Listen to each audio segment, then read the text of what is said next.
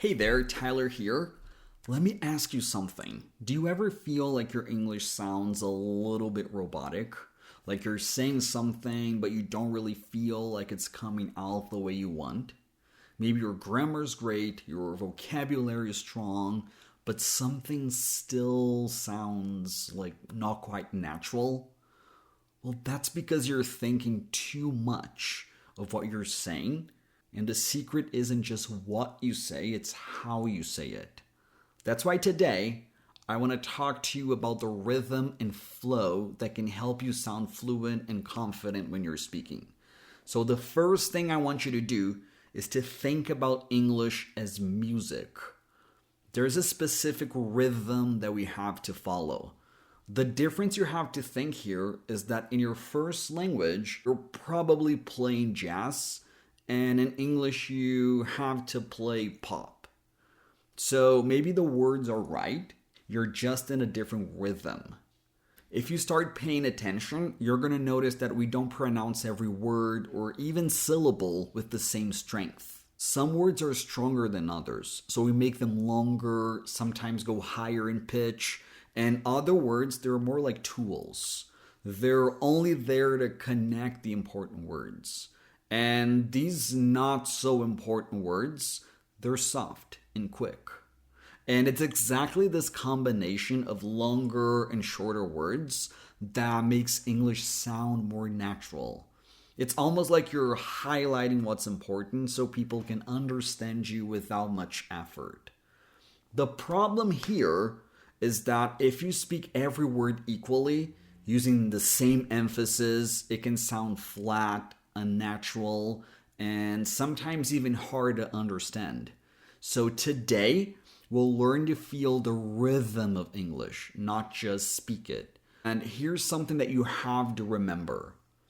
English is a stress time language, which means that the rhythm is based on the time between stressed syllables. But all you have to really remember is that stressed words are longer and stronger, and unstressed words are shorter and softer.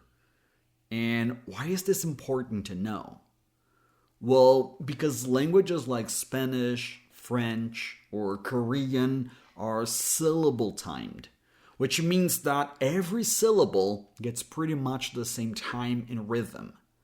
Let me give you an example here so you can understand a little better. Imagine I'm going to use this sentence here. I'm going to go to the store.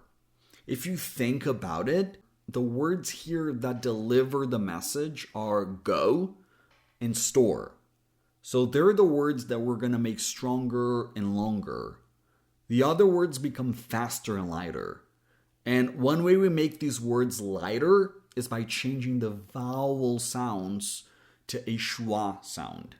So I'm becomes gonna becomes gonna, to becomes r, with a flap T, since T here is between two vowel sounds, and the becomes the.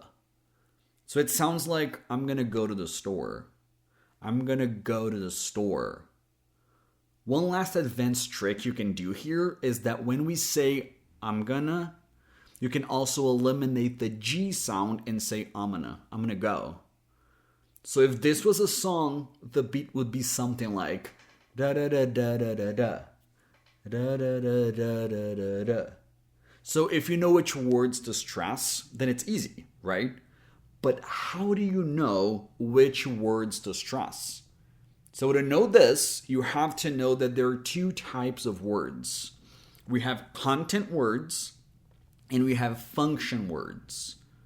I want you to think of content words as the words you would highlight when you were reading a book so you could go back and check later without having to read everything again.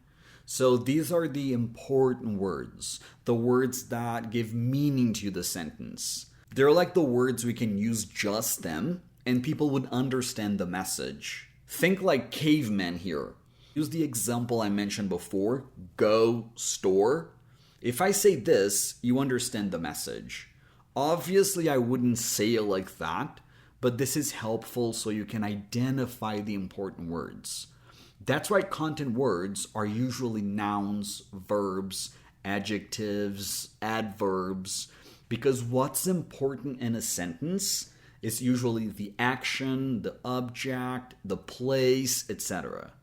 Now, function words are the words that they simply connect the important words so we don't sound like cavemen. And because all they do is connect words, we don't stress them. That's why we don't usually emphasize and, the, to, of, or, etc. And to put the cherry on top, let's talk about linking and reductions. And this is important because we usually connect words. It's just a natural thing we do. In some things, we can actually make them shorter. For example, we can say, I am going to, or I'm going to, or I'm gonna, or amana, or ama. I am going to go to the store. I'm going to go to the store. I'm gonna go to the store. I'm gonna go to the store. I'm gonna go to the store. It's up to you. Whatever makes you feel more comfortable. And if you decide to reduce everything, it's not lazy speech. I know some people think that it's too informal or that you're going to sound weird and not professional, but that doesn't apply to spoken English. Obviously, there's a place and time to use certain words, but when it comes to linking, we do it all the time. Because if we separate every word, you start to sound like a robot.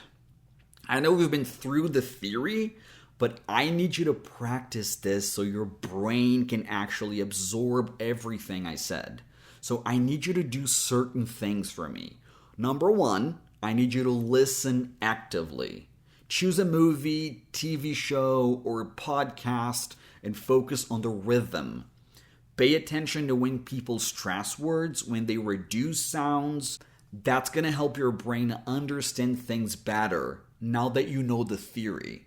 Number two, shadow.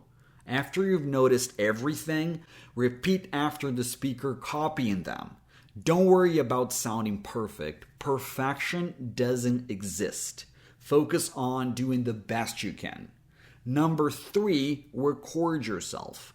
It's hard to notice our own mistakes as you're saying things. So record yourself, listen, and compare.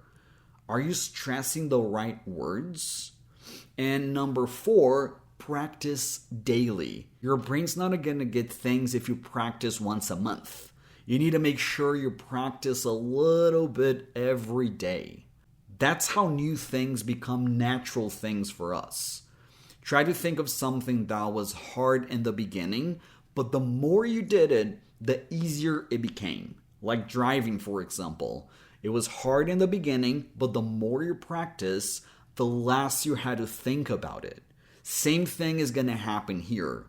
So remember one thing. Fluency isn't about how fast you speak or how many words you know. It's about how well you're able to deliver a message, how well you're able to communicate and use the language you're learning for what you need. That's why different people need to have different goals. I work with people that need to sound American because they're actors. Some people just need to be clear. Some people just need to understand everything. Whatever your goal is, focus on it and don't compare yourself with other people. Just make sure that you improve a little bit every single day.